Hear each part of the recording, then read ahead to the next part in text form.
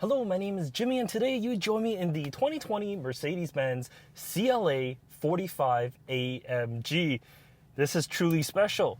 Let me show you why. Race start.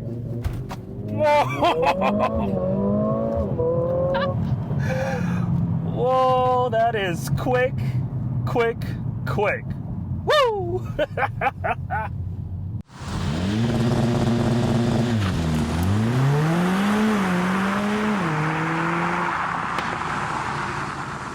Alright, switch it back to comfort mode, so just quiet things down, so, well, hopefully the audio is able to pick up what I'm actually saying. This, as said, is the CLA 45 AMG, and it gets to 60 in just about 4 seconds. That's ridiculously fast. That's amazing. Power comes from the M139 2-liter turbocharged engine. It makes 382 horsepower and 354 pound-feet of torque. Remember, like, back in the mid-2000s, we're like, oh, the GTI has 200 horsepower, and we're quite astonished by that? Well, yeah, this has a whole lot more. But we'll get to the engine a little bit later on. Let's start with its looks. Personally, I love how the CLA looks. It's a very, very beautiful machine. Yes, Mercedes calls this a coupe, and even if you go to the website, it's not listed under a sedan, it's a coupe. And I can definitely see why. The vehicle is very coupe-like in its shape. The front end, LED headlights off to the side illuminate the road just fantastically well. It's a very, very good system. On the front end, there are some fake grills on one side, and on the other side, it's actually real. That's a cooler behind there. However, I think the overall front end is nice and aggressive. The CLA 45, it is an AMG product. You're not just buying the regular CLA 250. This, well, has to be sporty. And the canards up front definitely tell you that it's something just a little bit more special. Around the side, I got 19-inch wheels wrapping 255 width tires. Plenty of grip all around, no problems there. Behind those, I got 13.8-inch brake discs clamped by 4 piston calipers up front and 13 inches with a single piston in the rear. Braking performance, outstanding, nothing to worry about. The overall side profile is very nice as well. Love the coupe-like shape, but there are some compromises, which I'll definitely show you a little bit later. On the back end, lovely LED taillights and 4 actual exhaust pipes down below. There's also a little diffuser down here to make sure the aerodynamics is just perfect. On the top end of the trunk, there is a little bit of a deck lid spoiler. It's a little larger than usual, but it fits it perfectly. It really does. If you step back a little bit further, it kind of looks like a CLS. It looks like its bigger brother. And there's nothing wrong with that. It's a good thing that it looks bigger than it actually is. I personally love it. Moving to the trunk, if you care about that, you can pop it open by pressing the top of the 3-point star here, and it reveals 12 cubic feet of space. Plenty of space for, well, all my camera gear and more. So it's actually quite a large area here. The rear seats do fold down as well, so you're able to expand that a little bit more. Onto the rear seats. The rear seats, they're there. I mean, it's not bad. It's definitely not as cramped as a full-on coupe, but it's not as good as a sedan would be. Headroom is definitely compromised thanks to that roofline, and, well, the seat bases, they're a little bit low, so they don't offer as much thigh support as I like. And the front seat backs here, they do take up a little bit of that knee room, so that's not great neither. But Mercedes markets it as a coupe, so, I mean, there are some compromises. The front is where you want to be, because these buckets are amazing. They really hold you in. Right now, I'm at 0 for my bolsters on the side, and they're adjustable from 0 to 10. At 5, I would say it's snug. At 10, probably a little uncomfortable. That's just for me, though. I'm 5'11", weighing about 175 pounds, I think, last time I checked. But anyways, these seats are snug. That's what I'm trying to say. So, yeah, definitely test it out to see if your frame fits if you're looking at purchasing this vehicle. In front of me, I have my typical 2020 Mercedes displays and just an amazing steering wheel. Alcantara and leather, just the grip is perfect, it really is. It also has these buttons down on the bottom, so I'm able to change the drive modes right on the steering wheel. I don't have to dive into a menu, which is definitely a plus. You're able to switch from Comfort to Sport Plus, your AMG dynamics, your suspension, everything can be adjusted right on the steering wheel itself. And on top, 3 and 9, you can control your infotainment as well as your cluster with these little joypads. There's a lot of configuration here. I said it in basically every single other Mercedes video. There's a lot to control here. Personally, I would suggest pull over or do whatever you need to do to control the screens before you get going, because, well, you're not allowed to use your phone, but you're allowed to do this? Doesn't really make sense. What's missing on this specific model is a heads-up display. Mercedes makes really good heads-up display, and I would love to have one, so I'm able to see my tach and speedo right on front rather than looking down a little.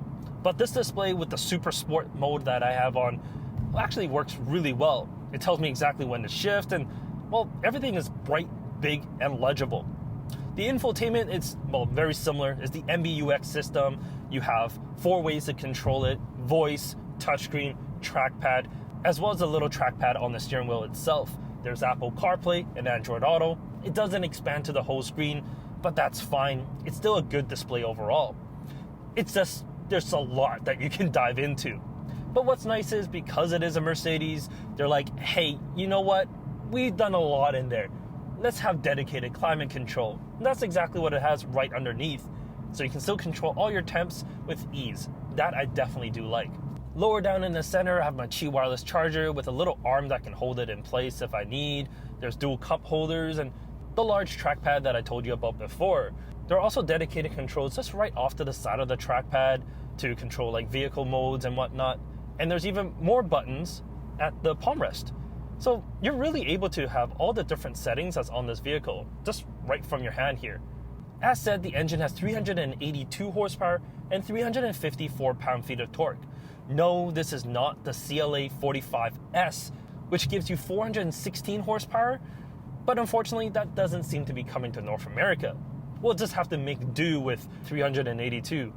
Oh, what are we gonna do? A little bit more about the powertrain combo though. It's a really good system. In comfort, when you're just driving around, it feels like a regular car. There's no real compromises here. The suspension is tight, but it's soft enough to still have a pleasant ride. The throttle modulation is quite normal and the shifts are smooth. So there's a lot of pros here. But when you need to, you can turn it up to Sport Plus. Then you jab the throttle. Then you hold on. This thing really gets up and going. Boost builds to 30 PSI. That's a lot of pressure going into that 4-cylinder engine. What's nice is the suspension, even on its sportiest setting, it doesn't throw you around. It's taut, but in the corners, you definitely feel that it resists body roll. But even driving around town in Sport Plus mode in the sportiest suspension settings, well, it's not uncomfortable. It's not like a pure race car. This still has a little bit of that luxury that Mercedes has come to know. And when everything else fails, you have to stop. Well, the brakes work really well as well. Let me demonstrate. Jeez. They work well.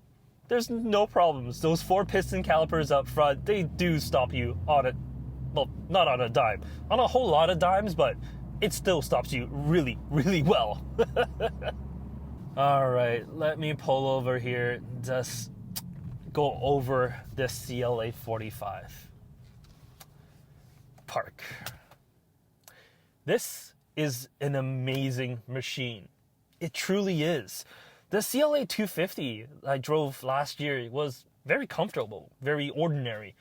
Just feels like any other car. The engine was good enough, but it lacked a little bit more of that pizzazz. This 45 takes it so many more levels. It's stupendously fast.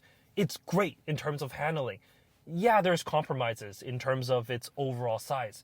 It's not a mid-size sedan. It's a compact. So the back seats, yeah, it's cramped, but up front, it's perfectly fine. It's aimed for younger drivers. Maybe 2, definitely not a problem. 3, 4, a little bit tighter, but still feasible. For family, this is not a problem whatsoever.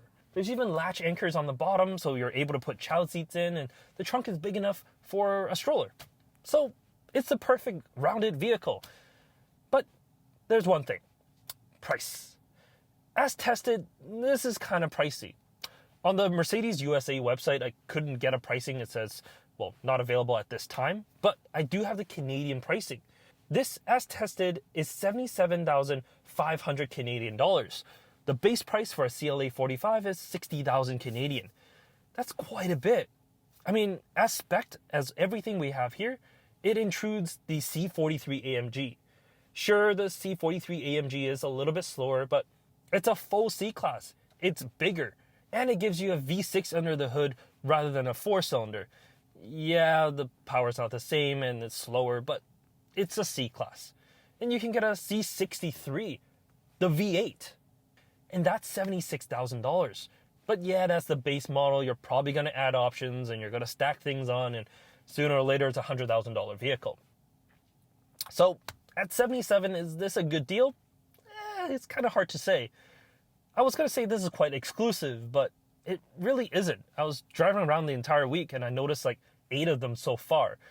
So it's not that exclusive. It's priced a little high, but you get a peach of an engine and it's a joy to drive. So is it worth it? It's really up to you. Let me know what your thoughts are in the comment section down below. And yeah, we'll catch you next time. Thanks for watching.